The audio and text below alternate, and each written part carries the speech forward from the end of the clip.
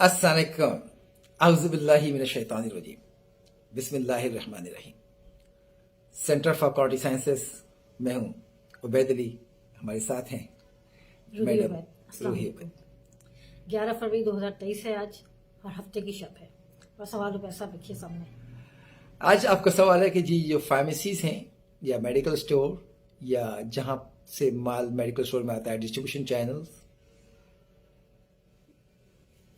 या फार्मास्यूटिकल जहाँ मैन्युफैक्चरिंग होती है उनका फिनिश गुड वेयर हाउस, वहाँ गवर्नमेंट के इंस्पेक्टर की क्या एक्सपेक्टेशंस होती हैं, साइंस के क्या तकाजे हैं, वो कैसा होना चाहिए, क्या बातें वहाँ पर अहम हैं, कानूनी तकाजे क्या हैं। जी बिल्कुल यही सवाल है, साइंसी और कानूनी तकाजे और इंस्पेक्टर की एक्सपेक्टेशंस क्या होती हैं, तो क्या देखना आप क्या बताने जा रहे हैं, साइंस के तकाजे या कानून के तकाजे?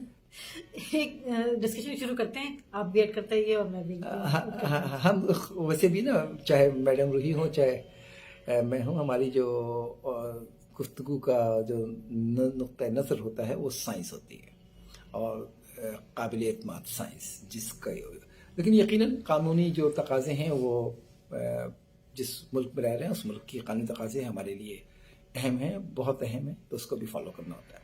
तो देखते हैं कि साइंसी तकाजे क्या कहते हैं कि दवा स्टोर करने के दौरान किन बातों का ख्याल रखना ज़रूरी है, हम उसको कानूनी तकाजे से भी जोड़ देंगे। तो साइंसी तकाजे एक एक करके चलते हैं। जी देखिए, सबसे पहली बात तो हम ये करें कि दवाएं जहां आप स्टोर कर रहे हैं, जिस जगह में, एरिया में, वहाँ का एनवायरमेंटल कंडीशंस कैसी हैं, यानी कि उसका टेम्परेचर। एक मिनट, टेम्परेचर क्या करेगा, क्या टेम्परेचर अगर बढ़ जाएगा तो क्या करेगा, मतलब आग लग गई तो टेम्परेचर क्या करेगा? जी टेम्परेचर रिएक्शन कॉज कर सकता है और उसके नतीजे में दवा खराब हो सकती है, टूट सकती है। हाँ, दवा खराब हो सकती है। यस, दवा खराब हो जाएगी तो आप असर नहीं करेगी, टॉक्सिक हो जाएगी तो वो खुद बहुत बड़ा साइड इफेक्ट है, और असर नहीं करना भी जो है वो एडवर्सरी इफेक्ट होगा कि दवा खा रहे हैं उम्मीद के साथ असर नहीं कर रही। तो इसका मतलब ये है कि जो टेम्परेचर दवाओं के अंदर रिएक्शन कॉज कर देता है, आपस में उसकी वजह से टूट फूट हो सकती है। तो इन्वायरमेंटल कंडीशन में टेम्परेचर जो स्टडी किया जाता है वही आपको वहाँ पे रखना है। जी, और जब आप टेम्परेचर स्टडी करते हैं तो आप पूरे एरिया का टेम्परेचर आप मॉनिटर करेंगे, किस एरिया का, जहाँ पे रखा जहाँ पे दवा रखी हुई है। ठीक है, आप डिफरेंट लोकेशंस पे टेम्परेचर देखेंगे और आप आइडेंटिफाई करेंगे कि कोल्ड स्पॉट क्या है और हॉट स्पॉट कौन सा है। हाँ मैं एक्सप्लेन कर देता हूँ। इसे कहते हैं टेम्परेचर मैपिंग, कि आप उस कमरे को जहाँ पर ये दवा रख रहे हैं उस टेम्परेचर कमरे के डिफरेंट लोकेशंस पे आप देखेंगे टेम्परेचर की क्या डिस्ट्रीब्यूशन है और उसको आप नापेंगे, और नापने के लिए हम इस्तेमाल करते हैं थर्मोमीटर। जी थर्मोमीटर, और थर्मोमीटर कैलिब्रेटेड होना चाहिए। कैलिब्रेटर का क्या मतलब? कैलिब्रेटेड का मतलब ये है कि वो आपको काबिल एतमाद रिजल्ट्स दे। हाँ, उसका लिंक होना चाहिए किसी मास्टर के थर्मामीटर के साथ, कि उसको कैसे आप उस पर एतमाद करते हैं। तो अच्छा, टेम्परेचर हो गया, टेम्परेचर हम इसका मतलब मैपिंग करते हैं, और टेम्परेचर मैपिंग में हम कोल्ड स्पॉट और हॉट स्पॉट आइडेंटिफाई करते हैं। ऐसा तो नहीं है कि टेम्परेचर जो है हमें एसी के करीब रख के मैप कर लें, हमें जी बिल्कुल उसकी लोकेशन रैशनल होनी चाहिए, जो आपको सही पिक्चर दे सके आपके एरिया की टेम्परेचर। अच्छा, टेम्परेचर, अच्छा सामान भर के हम पेनिट्रेशन भी देख लेते हैं कि टेम्परेचर पेनिट्रेट भी कर रहा है कि नहीं कर रहा है, डिस्ट्रीब्यूट तो हो रहा था खाली जगह पर, पेनिट्रेट भी कर रहा है कि नहीं कर रहा है। टेम्परेचर के अलावा क्या देखते हैं? ह्यूमिडिटी। हाँ, आप देखिए दवा को जब हम लिखा होता है ना कि ह्यूमिडिटी से बचाएं, नमी से बचाएं, धूप से बचाएं, रोशनी से बचाएं, तो ह्यूमिडिटी।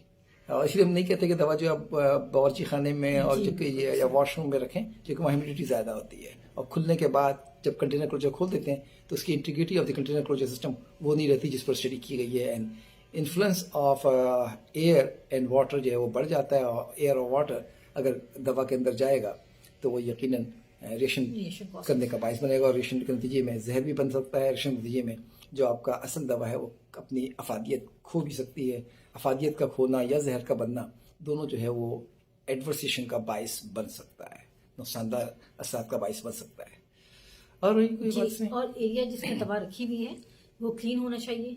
हाँ। और दवाएं डायरेक्टली फर्श पे ना रखी जाएं, दवाएं पैलेट्स पे रखी जाएं, पैलेट्स पे रखी जाएं। पैलेट्स पे रखी जाएं, और वो पैलेट्स मेटल के हों। वुड के पैलेट्स को डिस्करेज किया जाता है, अवॉइड करने के लिए कहा जाता है। अच्छा, पैलेट्स पे क्यों रखी जाए भाई, हम जमीन पे रख देते हैं? हाँ, क्यों रखी जाए, इसका ये मकसद है कि ताकि एयर सर्कुलेट कर सके, कमरे में एयर सर्कुलेट कर सके, हैंडलिंग इजी हो उनकी और आपके लिए ट्रैकिंग आसान हो। हाँ, पैलेट्स सिर्फ ट्रैकिंग के लिए दे देता है आपको, हैंडलिंग। लेकिन एक और मैं बताऊँ, कुछ चीज डंप नहीं किया जाता। अगर आप घर में चीजें डंप कर देंगे और साफ करना कि हवा वहां से नहीं गुजरेगी तो यकीनन फिर वहां पर एक बू आती है। आप लोग यकीन जानते होंगे कि वो बू काफी दिन किसी चीज को डंप करते हैं। आप सीमेंट की बोरियां डंप करते हैं और फिर 2 महीने बाद खोलेंगे तो वहां से बू आनी शुरू हो जाएगी। तो आटे की बोरियां डंप करते हैं, जमीन पे नहीं रखी जाती।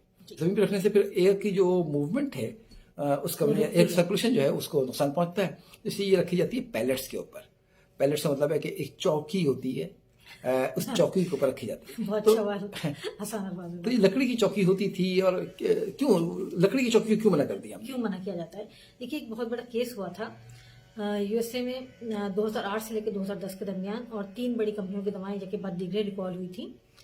और उसमें हुआ ये था कि वुडन पैलेट्स पे उनकी बॉटल्स रखी जाती थी जिनमें दवा की गोलियां स्टोर होती थी।